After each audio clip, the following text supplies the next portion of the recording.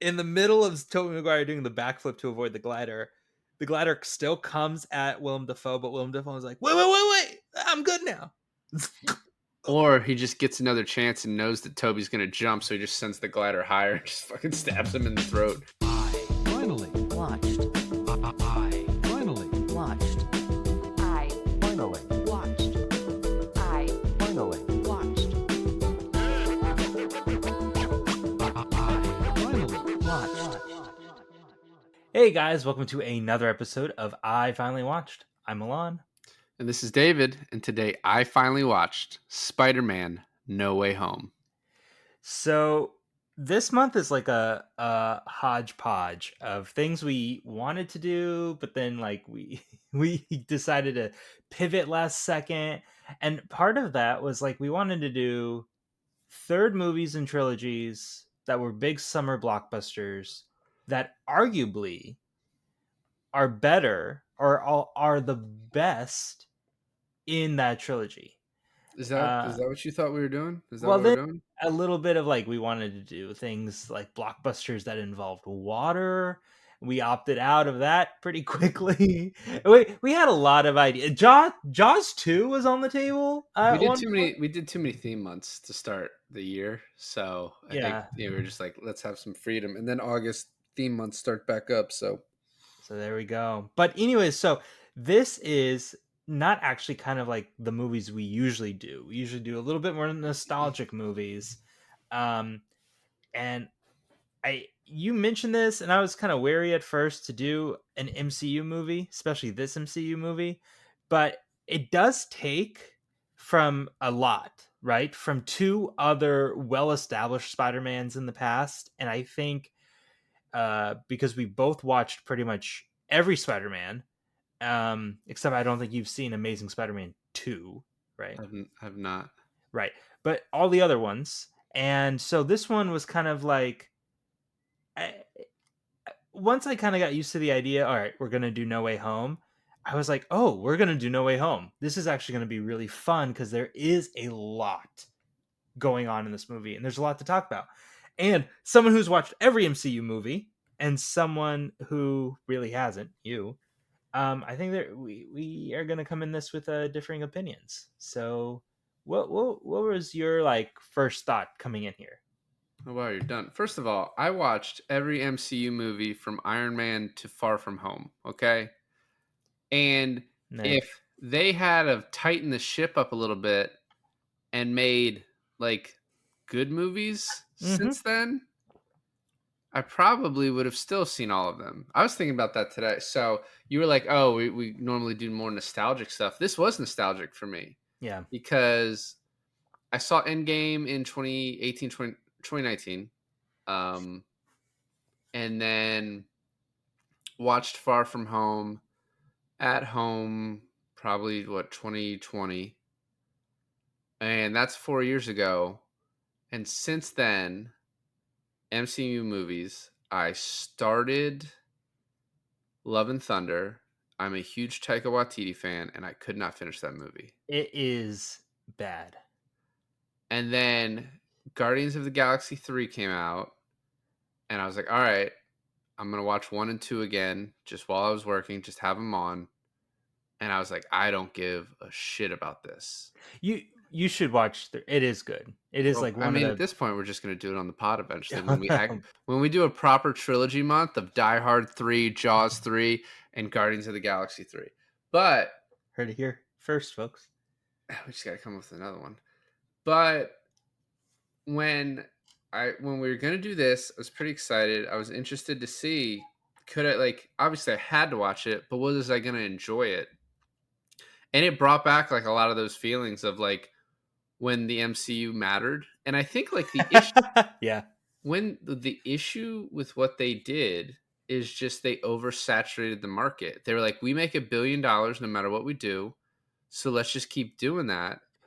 Well, But let me finish. So like, and not that like these are bad characters, or I'm not, I don't want to be shitting on someone because of like, it's not because of like representation or anything like that. But when you come out with Shang-Chi, and this is like, we haven't really seen that character. I don't know, maybe he was in a stinger first, but like he wasn't established in the golden first 23 movies of the MCU. So Right. it's like people aren't attached to see that new movie. And then when you do the Eternals, people are like, I have no idea who these people are. Yeah. But when you still when like so like I just don't think they did a great job of like establishing the new characters as like the whole golden generation of MCU people are leaving at like basically the same time. So I see what you mean, but people felt the same way about Guardians, right? No one really knew of the Guardians, and when James Gunn brings it in, Yeah, and that he could have been shitty. He just made a really great movie, and it was also at a time when people weren't fed up. no. Okay, see that's a big thing, right? It's at a time where people weren't fed up, but also the trailers and everything going into Guardians was really fun and exciting, and it did this like kind of new thing. I think trailers are kind of over this now, where it puts it to like a pop song, right? But that Guardians was kind of the first one to really hone in on that, and that made people really excited to see how this would tie into it, right? And now with Eternals, it's like they didn't make it fun. They made it seem like this was a super serious thing going into it. And it kind of was. It wasn't really fun. But so like even the movies, like I can't remember the Scarlett Johansson one. The Black Widow, yeah. I don't remember if people like that or not, but I think that one did. It didn't do as well because of the pandemic, but I think like people would have gone to that one. I remember Multiverse of Madness did pretty well because that was an Yeah. established thing. People like, well, I'm in on that because I saw Doctor Strange, Yeah. 2 years ago. So I think with the problem with Black Widow was that her character dies in game, and so why are this is like going nowhere. yeah, exactly. And I mean it does establish Yelena for like Thunderbolts or whatever, but like again at that point who cares, right? Like we're over it. So here's what I think. When No Way Home came out, it was kind of that first one after Endgame. um it That's not true too, because really Far From Home was the first one after Endgame. It was just not that good, so people just didn't like go back to the movie theater and rewatch it. But I think, and this is the big point here that I'm making, is that No Way Home, you already knew coming into it that Doc Ock and Green Goblin were making a comeback, but you were not ever, unless you went to see it opening night, you were not ever sure if Tobey Maguire and Andrew Garfield were going to be in it. And that brought so much hype to the film that, and that's something, despite the oversaturation, that's something that the MCU has never done before. Well, yeah, and it was biting on that like nostalgia aspect of like, oh man, because people who like the MCU also, a lot of them grew up Right. on the Tobey Maguire and the Andrew Garfield. Andrew Garfield, like, despite the second movie I think being pretty bad, is kind of my favorite Spider-Man because I just love him, Yeah.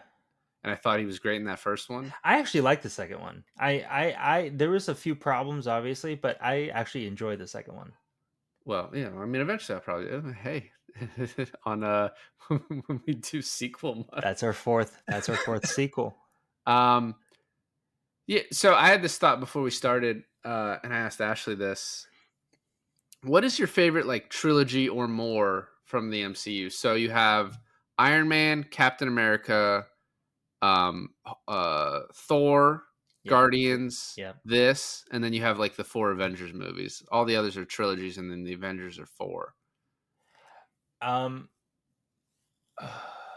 think for me, consistency and changing, like the character growing through each film, and the consistency, not like the consistency of genre, but the consistency of how well it's done. For me, I have to say Captain America. So what's interesting With about with a close second of Guardians. Yeah. So I think consistency, I actually think this is kind of the best one. Spider-Man. So Captain America, I don't like the first one that much, like going back in like in the 40s. like spending our whole time there. Oh, I do. And it's an origin story, which can kind of be boring. I think the second Winter Soldier is kind of one of the best. It's got that, it's got that spy aspect to it. And then really Civil War is just an Avengers movie titled Captain America. So the great thing about Civil War, if you like really study Captain America in it, is that he is trying to be this like all-American good boy soldier yes man for the government, and the fact that one puts him in a different world at the end of it, two shakes it up a bit, and then three he's completely like fuck the government. That's a character arc I did not see coming for Captain America, and I thought that is what made it so great. So and then Avengers, I think the first one's amazing. Obviously 3 and 4. I didn't like 2 that much. Ultron. No one did. Yeah. You Looking back on it again, because I have watched them all kind of recently, I do have more of an appreciation for Ultron. One thing we didn't talk about was Ant-Man. That's a trilogy now. Well, what's the third? Quantumania. Oh yeah, exactly. Oh, yeah. Exactly. Well, I gave up. And then- I've and heard then- it was bad. I heard people hated that the girl they introduced. Like hated her. For me, it's as bad as Thor: Love and Thunder. Yeah. Yeah. Yeah, and that's the other and thing too. I think we're missing another trilogy too. Maybe not. Maybe I'm just overthinking this. So I don't know. I think consistency. This is the best. Although I don't know, because also I love Guardians. I think a lot of people had a problem with the second movie, but I thought it was still great. I And I've rewatched the heard- second, and it's great. Yeah, and I've heard the third is amazing. So Yeah. that probably will. I can prognosticate that probably will be my answer. I was like so surprised at how much I responded to this movie. How much I was like, oh, dude, like I wish this was the shit again. Like that, you know what I mean? I have decided recently, so my son's 5, that I was like, maybe it's been long enough to where I can watch MCU movies again. But I was like, but at this point, I just wait a little longer. 3 or 4 years and I can watch them with him. Yeah. And I probably like will watch Iron Man and he'll be like, can you like put that right back on? So it's like I'm just gonna hold off until that happens. Yeah. But I'm only gonna show him the old ones, not the new ones. Up to Endgame, and then just be like, "There's none that exists after this." Sorry.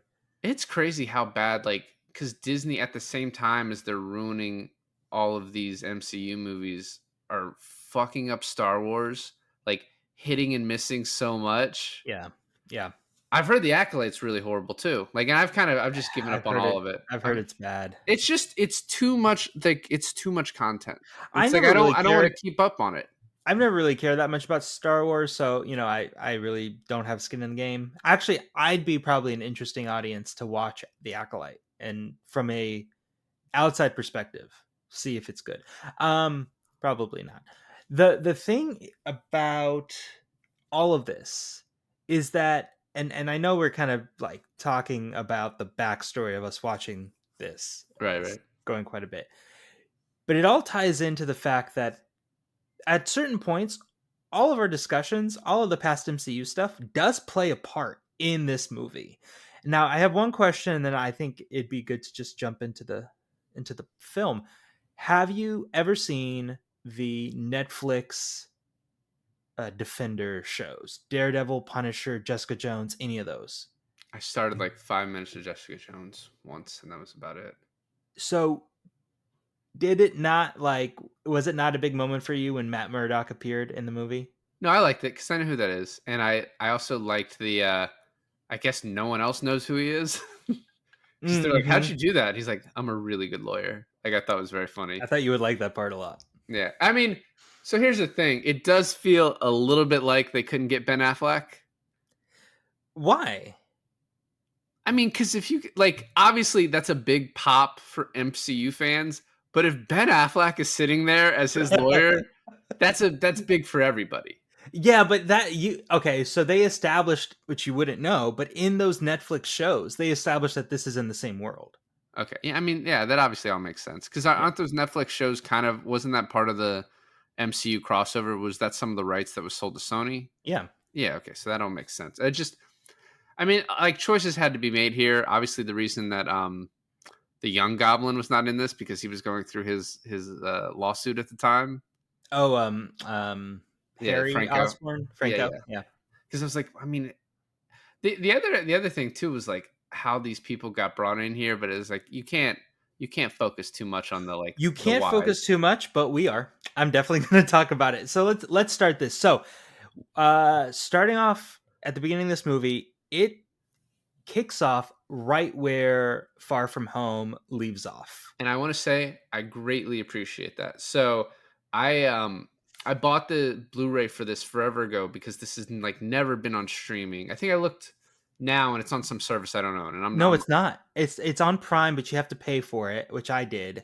And it's it's not like on. on Dish or something. Or no, It's FX Now. FX Now is what I saw it on. it didn't even pull up on FX Now for me. So it's not on Disney Plus, but every single other Spider-Man movie is. And then it's yeah, it's dumb. I don't know why.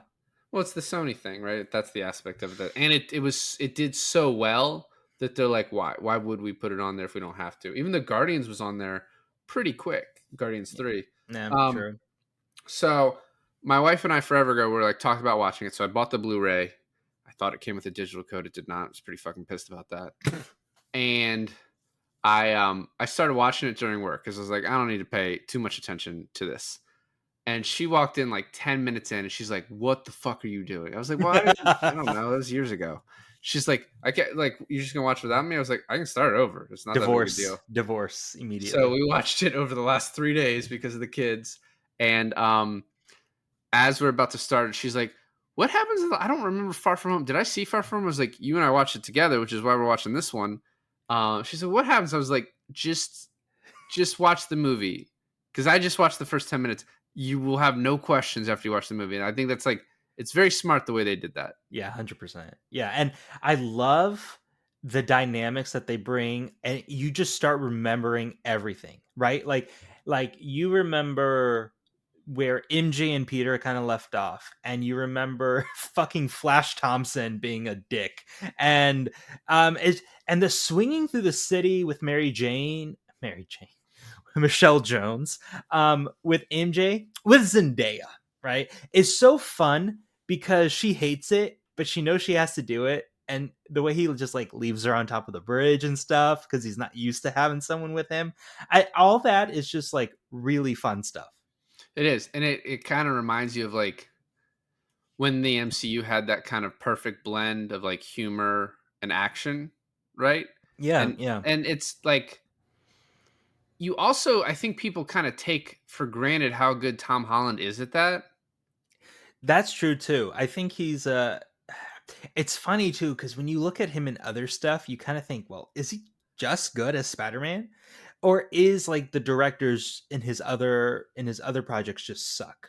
Some of those other projects are the Russo brothers. So. Well, you know what? That's come into question a Are couple they? times. Yeah. I mean, no. I think one, it's kind of like the perfect part for him, and so Yeah, seeing him in other stuff is going to be hard. Like getting that as the start is going to be a little. It's going to make other things a little tougher for him, specifically the more dramatic stuff because I think he did like Cherry and that other one at the same time as this. exactly.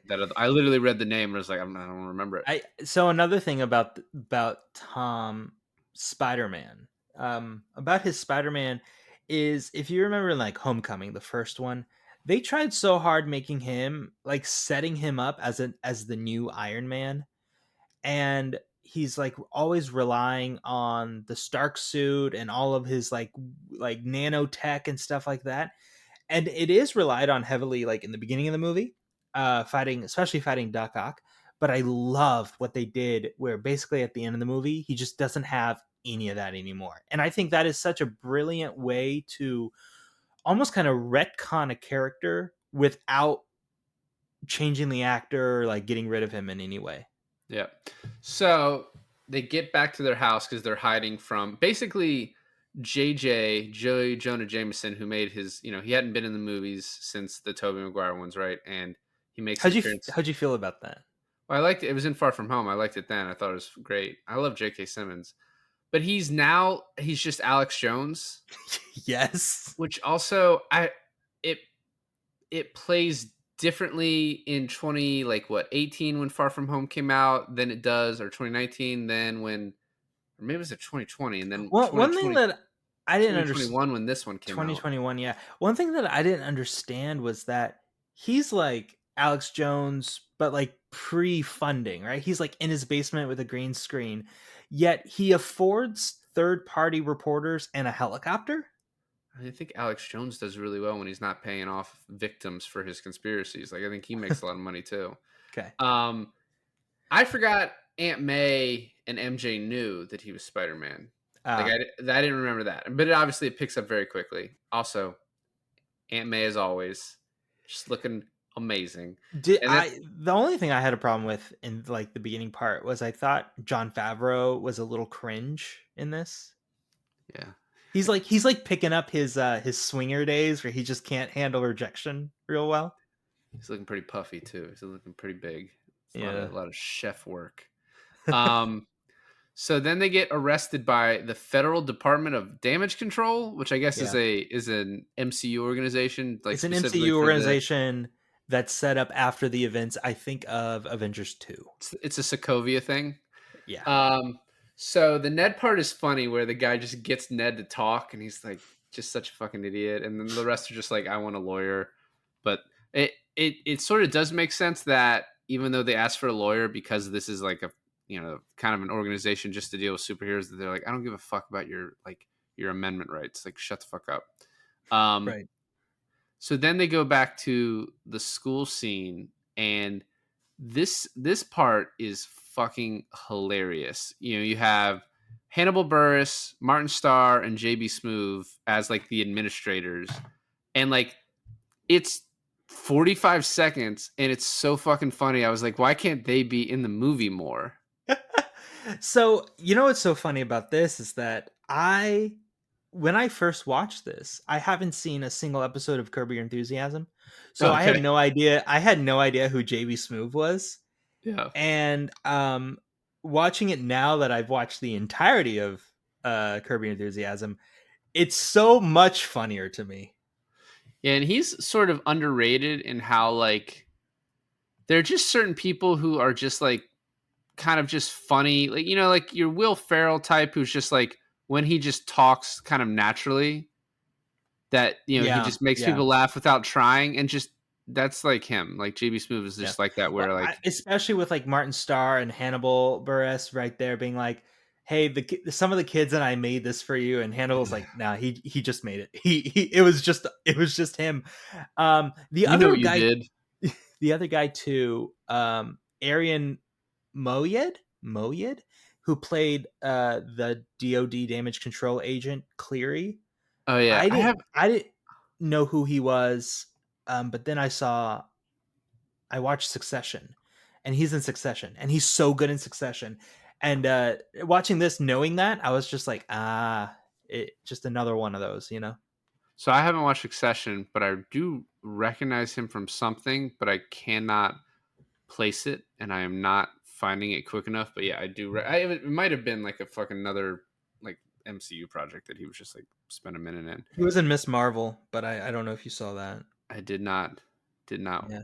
Did not. So, after this, there's this I think we'll move through things quickly, but I just had this thought where they're like, what if we moved to, I guess when they were going to MIT and then they were talking about like, oh, they have crime in Boston, right? And I just thought microprocessors from The Departed. Like he's just gonna fucking go up against Jack Nicholson. I love how he's just like, they have crime in Boston. He's like, yeah, wicked crime. So they then spend so much. I will say that this movie flows pretty quickly. It like very well paced. They spend so much time on college admissions. They do, but I kind of liked it in the way that this movie doesn't really feel like a superhero movie. And it feels like, and I think this is what they all wanted to feel like, is a coming of age movie first and then a superhero movie. Because Homecoming, you have him worried about Homecoming. Mm-hmm.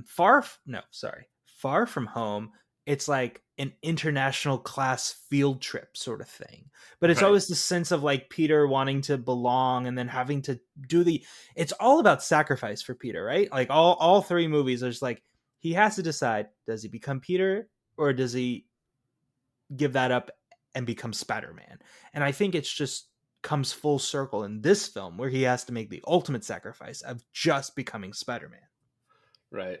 Um, so they all get denied MIT and their other safety schools because he's Spider-Man. And he goes to Doctor Strange in the forgetting spell, and the one line about, oh, they shot an episode of The Equalizer here is very funny. But he's going through the spell, he makes him pause it and he has to stop it. And he's like, you didn't even think to convince them first before brainwashing the entire world. Yeah. I forgot about that. Like I forgot that is the sequence of events. And I was just like, that is so funny because that's exactly what like a teenager would do. Like, would you know that if you got denied from your school, you could like make your case? Because I wouldn't know that. I'm 37 years old and I don't know that. Yeah, exactly. But it's so funny that and the whole thing. I don't know if I liked it or didn't like it. I liked it a little bit, and then I think they kind of overkilled it in the end, where he's like, well, "I don't know about that, sir." He's like, "Call me Steven. Steven." And that's weird. Like, I was like, okay, funny the first couple times, but then at the end there, I was just like, Well, it ugh. was just to set up the moment later where he's like, you don't have to call me sir anymore. Because at one point he says, don't call me sir. And then he calls him Steve. And he's like, I don't like that either. Yeah, we'll go back to sir. And then at the end, he's like, you've kind of fucking earned it. Well, when he goes back to Sir in the middle of the movie, it's because he fucked up the spell, and he was kind of pissed about it. Yeah, You yeah, know? no, yeah. So then he has to go talk to the Chancellor. And this is the Doc Ock fight. And I loved the getting hold of the tentacles with the nanobites Yeah. or the nanobots was just such a cool idea. I like Chancellor's how like, he rips the chest piece off and then he's gonna stab him, right? And to stab him, it's like such a smooth flow of events. To stab him, he moves the nanobots from his face to his chest, and that's when Doc Ock is like, "Oh, you're not Tobey Maguire." who the fuck are you? And then Osborn shows up, but then Doctor Strange kind of pulls them all in, except Osborn. And he's like, this is like, we have to get all these guys back and basically send them back. I love the please Scooby Doo this shit line. Yeah, it's pretty great. It was in the Yeah. trailer. It's awesome. I watched the extended edition of this movie, and and it's about 15 minutes more stuff, and it just elongates scenes that like just ended up on the cutting room floor that they were just like I just added in for the extended edition. Like, were there like a was Betty Brant doing like school interviews with everyone? No, I didn't see that version. So there was this part where Betty Brant, who was the school reporter, sat down with people who were doing, and she was just doing like interviews with JB Smoove, Martin Starr, Tom Holland, as like, what do you think about this? And then what's his face? Flash Thompson's like, yeah, I'm Spider-Man's best friend. So I Like saw that. that part, but that was, I mean, he said that a bunch of times. But that's Angori, is it Rice or Angourie whatever Rice, yeah. from Mean Girls. Yeah. Yeah, so she was in it a small bit. There was one part too where they referenced the girl that he was it Lauren or something that he in real life her name was Lauren that he took to prom. Lauren Harrier maybe and or Laura and she was in like he's being chased by Doctor Strange and there's just a newspaper that's sitting there where she's like I know Peter Parker and he's a liar. You know what I mean? Like when he was outed as Spider-Man. I don't Just like think I saw that. it's just like a little Easter egg. I read it. I didn't see it in the movie. I read about it after. Oh, okay. Okay. There is another funny line too where he's like, I need to bring in my friends to help, and they come downstairs, and then Doc Ock is like, hey, who the hell are these two? Like he's in jail and he's like, I want to know what's going on around here. And then they go get Electro, and from my Pokemon knowledge, when Sandman shows up, I was like, oh, Earth beats Electric, so like we're good here. I was wondering what you were getting from that. So that's right. Amazing Spider-Man Two. Elect 2. So you don't know anything about Jamie Foxx's Electro, huh? I saw that he was a nerd with like a bad hairline and glasses. And And he falling worked, into a vat of electric eels fixed all that. yeah, made him look real cool. Hairline, super sharp. Um, I so I like at the end of the fight where he's like naked and he's like it's so it's my fault you're here, and he's like the universe or this universe or the woods because I hate the woods. They gave Jamie Foxx some. I mean, first of all, I don't know if you know this, but he was like all blue. Like he didn't look like comic book Electro at all, and he's all blue in Amazing Spider-Man 2. And Jamie Foxx said that if he's coming back, then they cannot make him all blue again. And so they did this thing where they're like, oh, in this world, your electricity powers work a little different, and that was like that's the excuse. Jamie Foxx like I'm too fucking famous to be painted blue for 4 hours a day. I'm That shit sure doesn't it's come just off. like a CGI thing. It's not painted blue, but yeah. Who knows, man? They get brought back to And Doctor then Strange. Hayden, what's his face? That plays Sandman. William Hayden Church. William Hayden Church. He did not show up in the movie. All the Just footage his that voice. just his voice, all the footage that you see of his Thomas Hayden Church. Thomas Thomas Hayden Hayden Church. Church. William. All of his like when you see his face, that's clips that they reused and reversed from the Spider-Man 3. Right. Yeah. No, the same with Reese Ifans. Reese Ifans. Yeah. Reese Ifans, yeah. Ifans. I don't know how to say his last name. I don't Never know. known. Who knows? When they get brought back to Doctor Strange, I'm like, where are we? Is this a wizard's dungeon? And then we find Aunt May calls, and she's like, one of the guys you're looking for is here, and it's Osborn, and he's like, Oscorp doesn't exist, and she's like, Aunt May's sort of the impetus for all this. She's like, you need to help them send them back, and I think it is a little bit obvious that it's going to be Doc Ock that's going to, be the crux of all this. It's going to like fuck him over. No. You mean Goblin? Oh yeah, sorry, Goblin. Yeah, yeah, that's right. It's my Spider-Man knowledge is fading. The guy with 8 arms is called Dr. Octopus, by the way. I love the line. I know this happens a little later, but where Aunt May offers him water, and she's like, "Fresh water or salt?" He's like, "What?" And she's like, because you're an octopus. You're an octopus. I don't know. That's pretty fucking good. So they all go back to the dungeon, and obviously he's gonna have to release them all. And there's this Doctor Strange basically goes all Rocky 4 on us and is like, if they die, they die. Right. And then the Strange, this part where he starts running from Doctor Strange, they go into basically the fractal zone or whatever that shit's called. And I'm like, a mirror dimension. He is the most, like, he's up there with the most powerful ones, right? Yes. Like, it is a bit of I like the way that Spider-Man defeats him. It's a bit of a cop-out, but he's like, oh, this is geometry. I'm fucking real good at geometry. And, like, defeats him. Yeah. It's fine. But I liked it, but it's like, it makes you realize, man, like, he is one of the, like, he's one that's really up there because of that ability to sort of, like, neutralize people. That, but also you're trying to build up Spider-Man, right? And so the fact when he hits him out of body, but his spider sense still makes his body move like the way he needs to move, it does make you appreciate Spider-Man's power in like a bit of a different way. So a couple lines before we go to Happy's condo, which is also a funny scene, but we get a repeat of the meme, I'm something of a scientist myself. Yeah. And then also Reese Ifans is no way that's his girlfriend. No way. I mean, I get it, you know? I mean, she's obviously like, Zendaya is obviously beautiful. They do a good job of making her look like a normal person. Yeah. You know what I mean?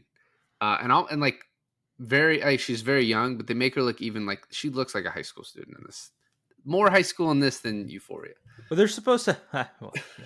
They're supposed to be. Well, I mean, they're getting their MIT stuff. They're supposed to be seniors going into first year. First year? You mean into Hogwarts? Freshman year of college? Yeah. So, they fix Doc Ock, and There's also the funny thing you're talking about. Got to be careful when you fall into super collider or electric eels. It's a great line. Yeah, and then he says, "Man, we gotta just be careful where we're falling." Yeah. So fixes Doc Ock. He's about to start drawing electricity from Electro, and then his spidey senses go off. Electro's hesitancy about being like fixed, I never quite understood because it almost seems like he's like Spider-Man's doing the wrong thing with Electro, and Electro's like, "Oh man, if this goes all green, I'm gonna die." But then he somehow convinces Sandman, like, "What? Why do we need to get fixed?" Like that sort of thing. It's very weird how Green Goblin easily just brainwashes all of the villains to be like, "Hey, you know what? Let's not do this shit." All right, so Doc Ock gets fixed, and spoiler alert, he's fixed the rest of the movie. Sandman is like, "Hey, I'm cool. I just want to get back to my family." He's like, "I don't care if you fix me, whatever. I just want to get sent back." Because I guess he doesn't die. Now, this is going to be a spoiler for Amazing Spider-Man 2, but if you're this far with us, you've probably seen it or don't care. Is the lizard guy responsible for Gwen's death? Or is Electro responsible? Like, are either of them responsible? No. Okay. So, do both of them die in the end of Spider-Man 2 or no? Lizard's in Spider-Man 1. I don't Is he? Yeah. And I he's the guess main you're villain. right. He's the main villain in 1. Electro does die in 2. They describe it. He sucks up too much power and he overloads and kills himself. And that's what Jamie Foxx said. He goes, "I was sucking up all the data and oh shit, I was going to die." Right? That's what he says. And that's Okay. true. But Green Goblin in Spider-Man 2 is the reason Gwen Stacy dies. Oh, a Green Goblin shows up? Different Harry Osborn Green Goblin. But who plays that? That little dweeb from Chronicle. I actually thought I think I knew that. Yeah. Okay. Anyway. So, well, obviously you can't bring him in. That would be fucking tough for Andrew Garfield to deal with in this movie. Dane So they made, I DeHaan. guess, Dane DeHaan. yeah, no, I could picture him. So it's interesting that Electro's reasoning is he was like, I was a fucking nobody. I was a loser. Electro made me something. But he's like, if I fix you, maybe you won't die. Which is also like the thought about that is like, well, if you're sending them back to the exact same spot, I don't know how they're not going to die. But, that's whatever. See, that's a whole other thing, too, because, like, the way Doc Ock describes the last thing he remembers is at the end of Spider-Man 2, the whole super collider collapses in on him. But apparently not enough time where he gets sent back, where he's like, I had the power of the sun in the palm of my hand. I was going to like rule the world. He said the last thing he remembered was his hand around the throat of Spider-Man. Yeah. So I guess I was reading I haven't seen that movie in years, but that was But like then right after he has his hand around the throat of Spider-Man, Spider-Man swings the web, crashes down the whole thing, and he tries to save Doc, and Doc is like, I'm staying with my super collider, and they both drown. And that was his choice, right? But if he's good now and he's not listening to the tentacles, then he would have taken Tobey Maguire's hand and gotten out of there, right? Yeah, no. But yeah, some of the other ones, it's interesting, like when they came and whatever. I was thinking of this with Green Goblin, is that if he's zooped up right before he tells the glider to like zoop him from behind, Zoop, love it. Yeah, and Tobey Maguire still does that like backflip to avoid it. What what if he gets sent back and in the middle of Tobey Maguire doing the backflip to avoid the glider still comes at Willem Dafoe, but Willem Dafoe is like, wait, I'm good now. Or he just gets another chance and knows that Toby's going to jump, so he just sends the glider higher and just fucking stabs him in the throat. That's good too. Anyway, the scene where Tom's spidey senses go off, but there's so many villains, he needs to figure out who it is. And then he figures out it's Goblin, and Goblin's like, man, that spidey senses or something. And then he's like, these are not curses, these are How'd gifts. you feel about that? What, that it was Goblin? No, that just the representation of like the he's getting the tingle and he's going around the room. Like, what did you think was going to happen? Did you think it had to do with the cops coming? No, I mean, these movies are fairly telegraphed. Like it had, like, in order for this to go on, it couldn't just be the cops arresting them. Like for it to be interesting, one of them had to turn bad.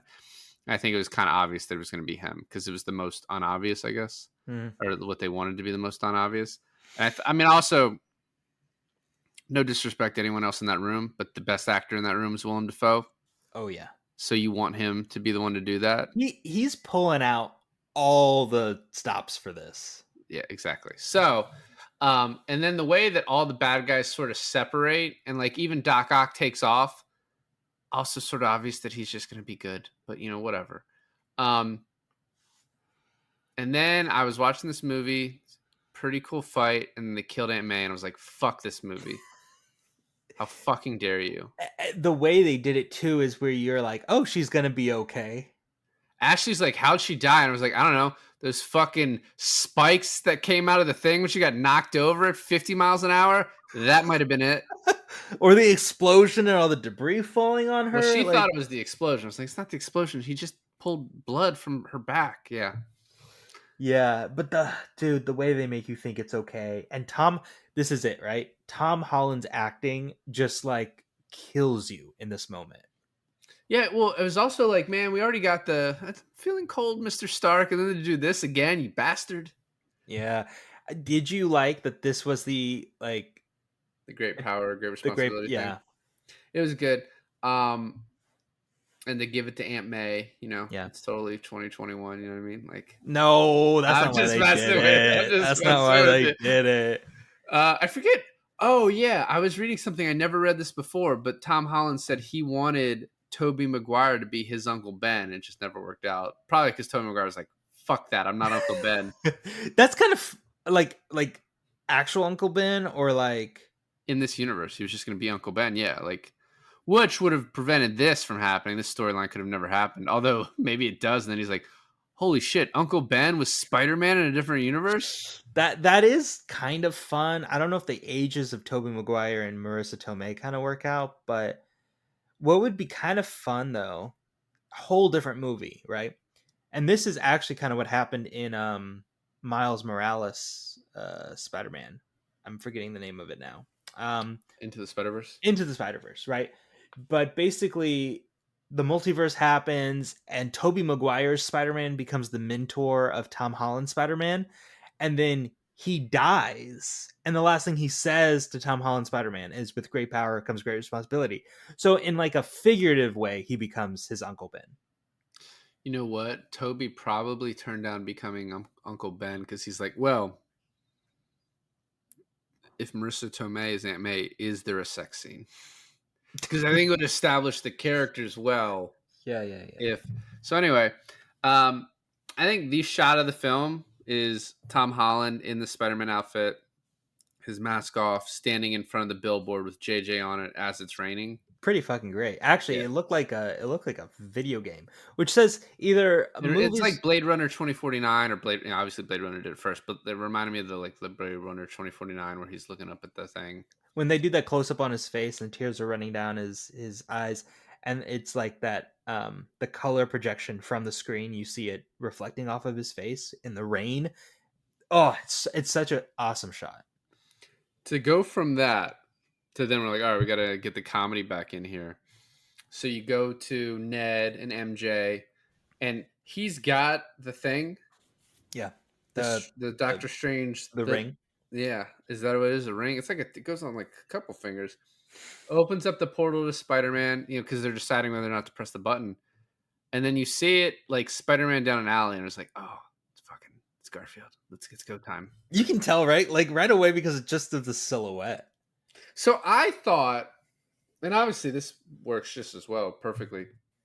I thought they'd brought everyone in, all the bad guys, and then they were going to fuck up further and bring the Spider-Men in. No, but then they just brought in people from different universes that knew who Peter Parker was, or knew who Spider-Man was, and that is also the other Spider-Man, obviously. Correct. And also he's like, oh, you fucked up the spell 6 times, and then there's 5 bad guys, but Venom is the 6th, which, we were going to do the stinger at the end. That's a fucking awesome stinger. I love Tom Hardy in that. Except they completely retcon that apparently in Venom 3. Or what? So in Venom There's a 3, third one? there's a yeah, it's coming out later this year, I think. And there's a Okay, yeah, trailer. yeah. There's a trailer, and in the trailer, it shows that fucking damage control agent just sucking up that venom from the bar, and then that's it. That's it. I mean, yeah, but that's not retconning it. That's just showing you. You know, you think it's going to go somewhere, and they don't allow it to, which is like what the latest Star Wars trilogy did. So Garfield walks in. Super funny scene with the grandma. Is that the grandma? I guess. His Lola, I don't know what that is. I'm assuming grandma. Crawling around, getting the spider web. Then they do it again. Tobey Maguire shows up. I love how he's like, MJ's like, prove it, and he's like, okay, and he just she's like, crawl around. He's like, This is I'm enough. not crawling around. I think this proves it. She's like, that doesn't prove it. He's like, I'm pretty sure this proves it. Then when they have does he have any place he would go trying to find Tom? And it's like, I went to the Chrysler Building. He's like, oh, I did the Empire State. It's a better view. And he's like, that is a good view.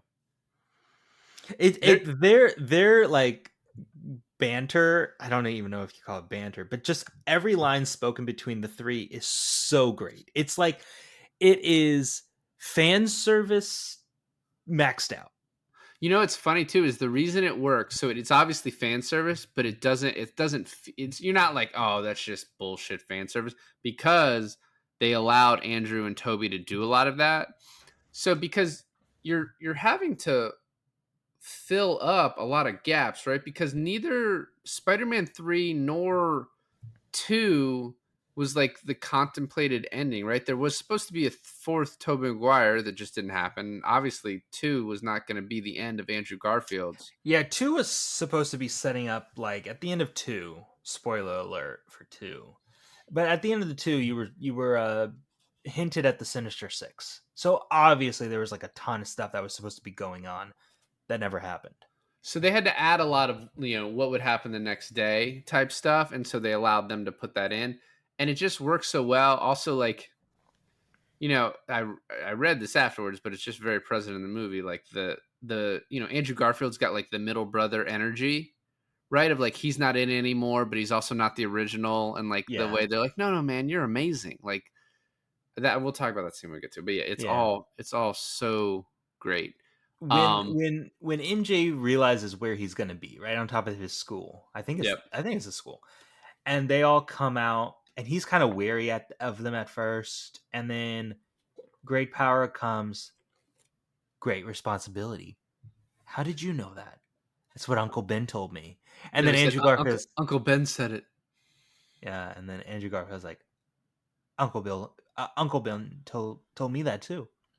Kind of. And I was Martin Sheen, right? Andrew Garfield's Uncle Ben was Martin Sheen. I believe so. Yes. I always remember this. It was a meme from that when that movie came out. No, he never says the words "with great power comes great responsibility." He like dances around it. How do you know that? How do you know that? It's like Uncle Ben said it. Yeah, that meme. I was like literally like Leo DiCaprio in Once Upon a Time. Like, oh, there you go. Yeah, exactly. So they come to he's like, oh, this whole part is cool to me because it comes to like a point, right? Where he's like, oh, I had an MJ too. Oh, my MJ was Gwen.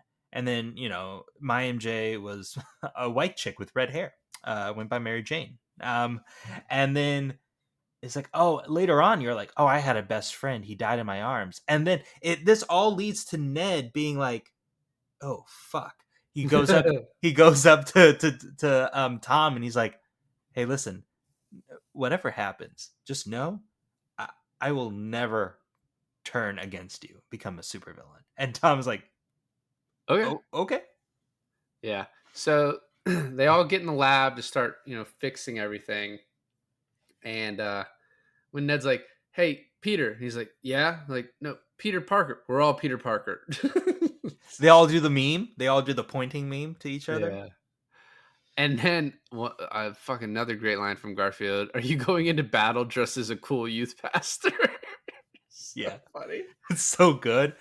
Um, I like how they're what was it? Andrew Garfield's Spider-Man took the lizard formula and he's like, "Hey, I actually have done this before. I can do it again. Let me whip it up real quick." They're like, "Okay." He's like, "It's easy. I've done it before. Shut the fuck up, right?" And Mm-hmm. then I think Holland takes the Electro thing to fix Electro, and then Toby takes it. He's like, "Hey, I've been thinking a lot about how I could have saved Osborn years and years ago. I think I can do this with this kind of tech because if you remember, Tom Holland does tell them like we have. He doesn't tell them. He tells the villains, but he's like, we have super awesome technology in this world that you probably didn't have access to, and they didn't probably have access to in their world, right?" Right.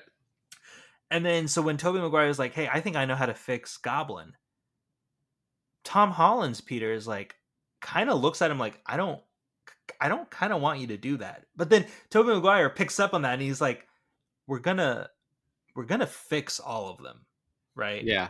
Yeah, I just love that moment because they've already, and Andrew Garfield says it best, right? He's like, I just became so when I lost Gwen, I stopped pulling my punches. I just kind of became this like vigilante Spider-Man. And I didn't like kind of how it's so weird to me knowing like in that movie he becomes like the more aggressive Spider-Man and Tobey Maguire still is like a nice Spider-Man. And I don't remember how 3 ends. Is he's still with MJ, right? Because she Still with MJ. She left her Jay Jonah's son at the altar and they were gonna get married last time you saw them. okay, yeah, that makes sense. Yeah. So we go to the Statue of Liberty. He Which is calls. gonna be redesigned. It's got the shield. Why did that happen? Do we know in the other We movies? in like one of the other MCU movies, Statue of Liberty gets destroyed. Oh, okay, nice. Then we decide let's add a fucking shield to it. Okay. So he Yeah. calls JJ and is like, so the other guys can know. But it's like, aren't the cops gonna show up? Right? Yeah. But they don't. I mean, So how would you get to Staten Island that quick? I guess. it's not Staten Island, it's just an island. Oh, It's its own Liberty Island. yeah, I don't know. Fucking a boat. Mm. This next part is my favorite part where they're just talking before the fight. And they're like Yeah, it's great. they see that he can shoot the webs just out of his arms. And Tom like, does it come out of anywhere else? And he's like, I feel like you guys are making fun of me. He's like, no. We just think it's really cool. We can't do that. You fought an alien in space. Can we go back? You fought an alien in space? I loved Andrew Garfield's like, I'm just so lame in comparison to you guys. I fought this Russian guy in a rhino suit once, and they're like, no, that sounds really cool. I can't tell you how much like in being in anticipation for this movie because I saw it opening day. Like I'm actually gonna go see Wolverine Deadpool this week, opening day. Pretty excited about it. Anyways, because I don't want to get spoiled of like the fun stuff happening. But Yeah. I wanted so badly going into this a discussion and a revelation about how Tobey Maguire is the only Spider-Man to ever have actual web fluid coming out of his own body. And the fact that they talked about it, I was so ecstatic in the theaters. It's funny. So like I feel like that is when you're creating your next Spider-Man, that is a choice, right? Like you now have the ability when you're Andrew Garfield Spider-Man, the Tom Holland, you're like, we have the choice of either he has to design these inserts that he refills all the time, or it's just naturally reoccurring. Well, in the comic books, it's always the inserts, right? It's always the tech. The only reason that Tobey Maguire, you're going to love this. The only reason Tobey Maguire has the natural ones is because Sam Raimi decided to do it because he thought it was more body gore. Okay. But my point in saying is, it feels like after Tobey Maguire, if you're going to make that choice, right? And I guess some people would say, oh no, let's be more realistic to the comics. It's not really a choice that Sam Raimi shouldn't have done it that way, whatever. It feels like part of the reason you do it that way is because you're like, oh, there's going to be times where there's limitations, right? Where he runs out in a bad spot. But they don't really do that much. You know what I mean? They don't. It doesn't come up a ton. He's usually I got mean, a lot. even Tobey Maguire ran out in He had the 2. web block. Yeah, the web block. Yeah, which is funny because he's the one who shouldn't, and they're like, oh, we can make it this way. Right. Then the fighting begins. It's pretty good fighting. You have the they open the portal to throw in the thing, but he can't. He's never learned how to. Ned has never learned how to close the portal. I was like, that's gonna fucking come up. And they get their asses handed to him, and then they're like, all right, we have to do this one by one. And now Sandman's fighting him for some reason. Yeah, I don't know, but I love. He's like, wait. I've been on the Avengers, and they're like, what? You've been on the Avengers? What is that? It's like, what is that? Is that a band?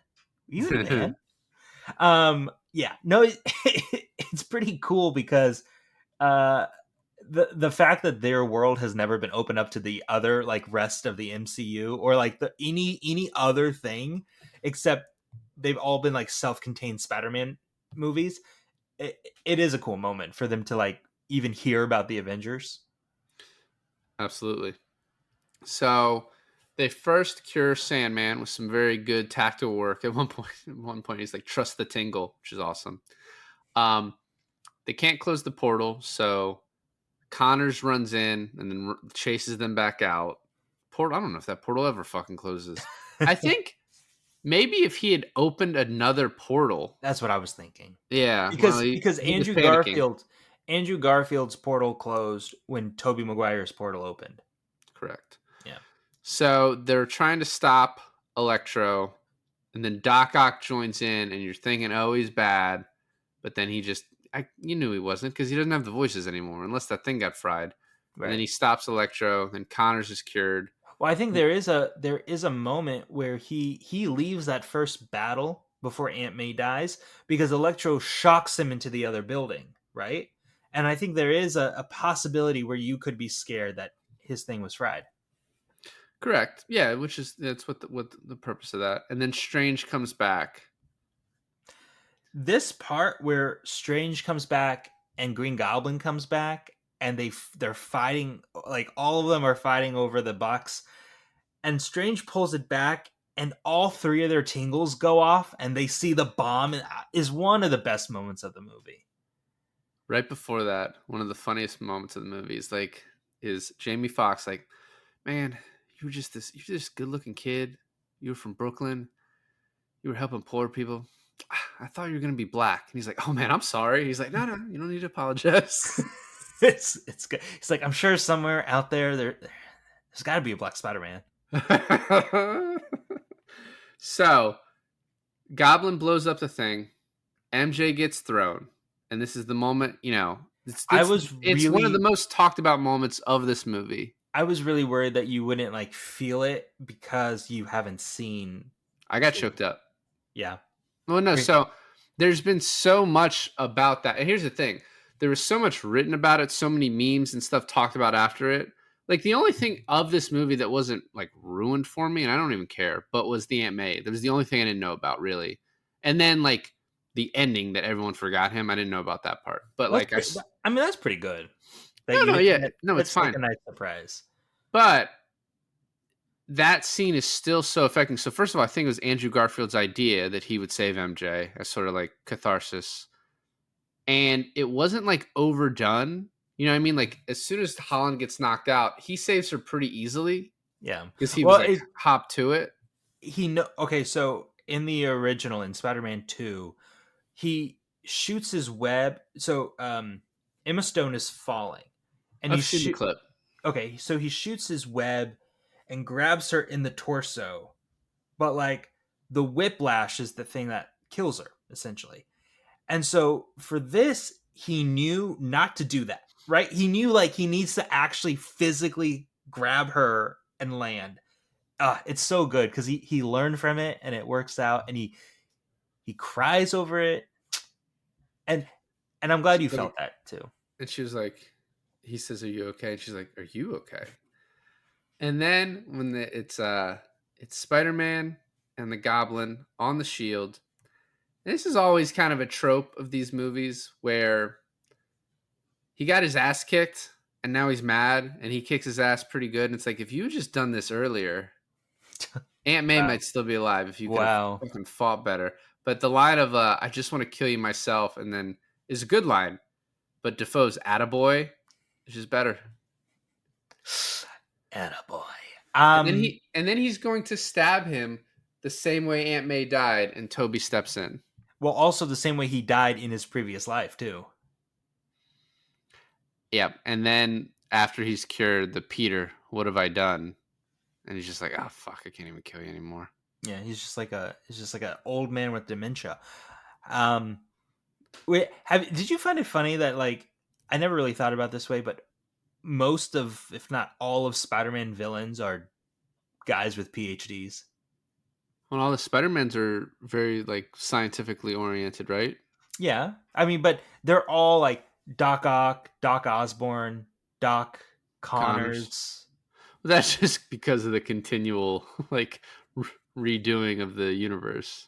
I guess, but they're all like separate villains. And like, if you have like the comic book, right? They're all separate villains fighting Spider-Man, and they all have doctorates. I just think Sandman doesn't because he's just a career criminal, and then Max doesn't because he's just a janitor for the fucking Oscorp. But yeah, So the ending of this, I want to say, from the parts shown in this movie, is very effective. Where Zendaya cries. Doctor Strange really appreciates that he's willing to do this to save the world, that everyone's going to forget him, even though it seems like there's no other way. But once this happens, this like raises a ton of fucking questions about how this works. so I guess you have to think about that every time an Avenger runs in with Spider-Man, they just remember running in with Spider-Man. They don't remember Peter Parker. So who does Happy think Spider-Man is now? Happy doesn't think Spider-Man's anyone. He just thinks he's Spider-Man. But he should know who Spider-Man is. But he doesn't know. And Happy doesn't think that's weird? I don't know what people think that's weird. If you remember in Multiverse of Madness, they mentioned Spider-Man. I never saw that. You never saw Multiverse of Madness? So apparently Multiverse of Madness was supposed to come out first, and they had to redo it because of this, because of COVID. Both got pushed back, and then they decided to release this first because they thought the market was going to be better for this one, which obviously it was. So they wanted this one to come out first after the pandemic. The only thing is that when Strange and Wanda were talking about, their past things, Spider-Man's mentioned. But that's it. I mean, they're not going to mention the boy. But I mean, I you just remember Spider-Man. But then that's like, okay, so they forget. So does Zendaya and Ned find themselves at the foot of destroyed Statue of Lady Liberty and is like, oh, how the fuck did we get here? Or like, oh yeah, we got here helping Spider-Man, who we have no idea who that is. Yeah, I mean, it raises a lot of questions that I don't think this movie's like necessarily. Does Ned still know that he knows magic? Like, because that's not part of knowing who Peter Parker is. I don't know. Yeah. And he gives her this whole speech about, I'm going to come find you. I'm going to come get you. And then he goes to get her and he realizes, oh shit, she looks way happier now than she ever did with me. It's because I think they both got accepted to MIT, right? And then... Well, because she wasn't even excited to get accepted to MIT, though, in the beginning of the movie. I think he was still going to tell them, but then he saw the Band-Aid on her head. Which, for me, that's not enough. Like, maybe if she had a cast or something, but like a fucking scratch on her head, I don't know. And does he think he's going to just land another Zendaya? No, come on, guy. I don't know. Also, when the cracks were happening above them, and Doctor Strange is like, "I got to close this now." A lot of the silhouettes, I noticed Kraven the Hunter was one of them. Scorpion was the other one. A couple girls. I got to think one was probably Black Cat. Yeah, I read somewhere who they all were, and I was like, "Oh, this is all nerd shit. I don't care about this." It was cool, man. And then. Okay, so was this an end credit scene, or was this part of the movie where you see him getting his apartment? Yeah. It was part of the movie. I don't know if there's supposed to be anything you're supposed to glean from that, like, he doesn't have a roommate or anything, or where this was. I will say this did make me want to see the next one, which I don't know if that's in the works. Is there a fourth Spider-Man coming? There is talks of one already being set up, but nothing is 100% definite. Which is crazy because I feel like, so I read this one fact. This is the fourth film to earn $1 billion worldwide without being released in China. The first three: Pirates, Dead Man's Chest, The Dark Knight, and Joker. And then a fifth film after this, Top Gun Maverick. 5 films have made $1 billion without taking in China's money, and this is one of them. It's kind of You got to make the fourth. So apparently China wanted all references of Doctor Strange and magic removed, and then they wanted the last act to only be what happens on the Statue of Liberty. And Sony was just like, "Go fuck yourselves." Yeah, go fuck yourself, China. That doesn't even make sense. Like, Yeah. what are we doing here? Yeah. Why? I don't know. It doesn't matter. But the ending of this made me excited to see the next one. Although I will say, it feels like they would probably wrap it up pretty quickly in the next one. That they would just be like, "Oh, hey, by the way, like, you know what I mean? Like, they'd figure something out to like." I kind of like the fact that maybe he just becomes more street level villain. Like maybe Well, he seems to go back to like a Tobey Maguire type Spider-Man, right? Where he's just like he's doing making it his own himself. suit, right? Because he doesn't have any of the Stark tech because that's not available to him anymore. Because no one knows who he is.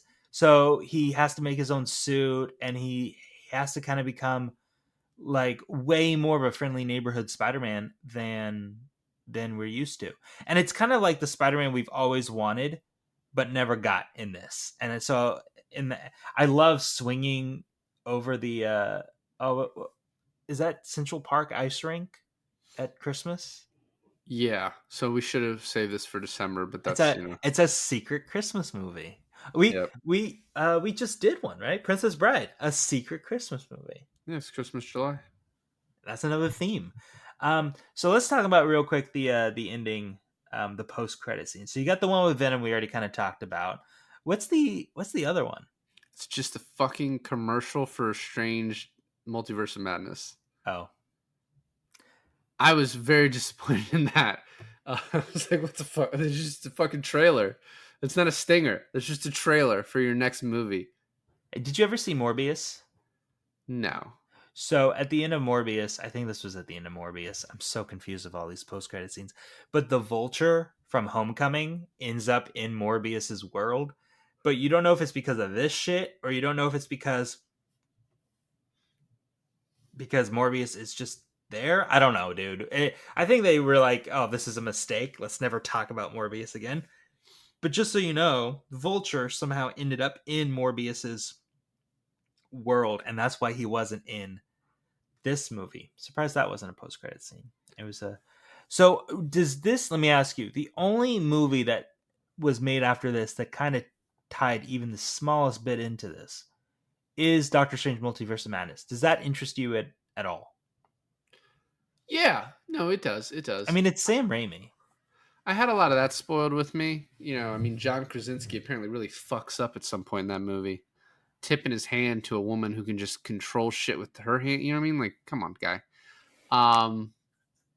Yeah, I mean, that one interests me. I'll watch it at some point, but yeah, there's shit to watch too. You know what I mean? So, overall thoughts. Yeah, I thought it was great.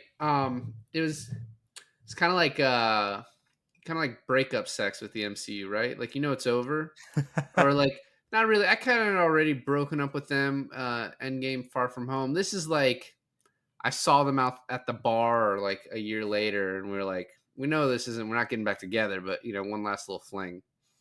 So, yeah, I thought this one, like after all the shit that kind of came out around that time, I thought it was like, oh, a good one, like an actual good one. What's so weird too is like I tried watching this again soon after.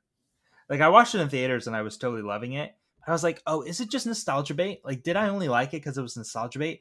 And I watched it again on a plane, and I got through maybe 15 minutes into it, and I was like, I just don't want to watch this because I just want to get to the part where Andrew Garfield and Tobey Maguire come out, right? yeah. And then watching it again from beginning to end, I was like, okay, yeah, it is a lot nostalgia bait, but it is a well-made movie. Like it has a good structure and a good thing. So I I was like, you know what? This is more than just that. This is an actual good film. So I was happy I happy think about it'd that. be, the next movie. I think you obviously, this one was so good that you want to top it. You kind of want Toby and Andrew back, but like, how are you going to accomplish that? Yeah, I don't know. I mean, I guess maybe we'll see with Wolverine and Deadpool. I'll let you know this week, because if they're bringing in everyone, I heard rumors that Tobey Maguire is going to be in it. So I don't know. Well, you can just tell me. I don't give a shit if it gets ruined. I So. know you don't. Well, thanks for listening to another episode of I Finally Watched. I'm Alon. And this is David, and today I finally watched Spider-Man: No Way Home.